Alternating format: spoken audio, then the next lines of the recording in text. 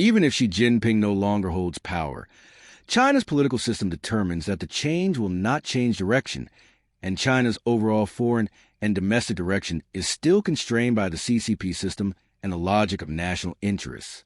Because the CCP emphasizes the four core goals of regime security, social stability, economic growth, and national reunification.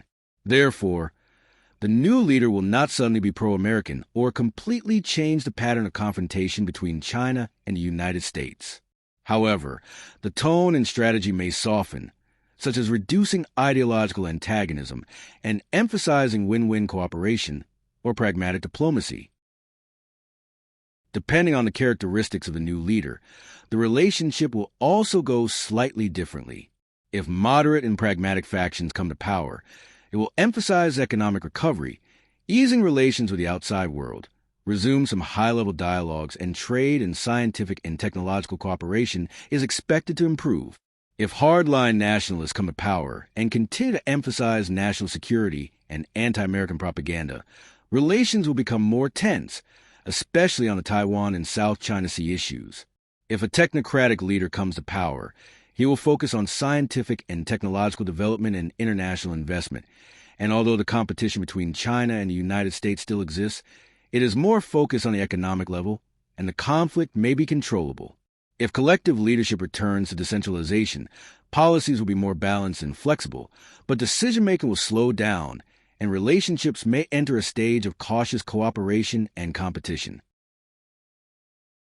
No matter who is in power, the economy and technology are still key, and China and the United States cannot completely decouple. China needs high-end technology, capital, and markets from the United States, and the United States needs China's supply chain and consumer market. So Sino-U.S. relations are more likely to continue under a framework of seeking stability in competition. The overall trend that maybe in the next decade will continue to be military and technological competition, especially in the field of AI, chips, and space. Trade and investment relations maintain a low level of exchange. Limited cooperation may occur in areas such as climate change, global governance, and public health.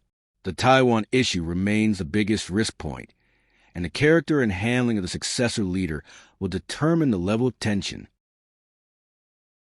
Finally, to sum up briefly, substitution may be able to change the tone, but it is difficult to completely change the overall pattern of Sino-U.S. competition.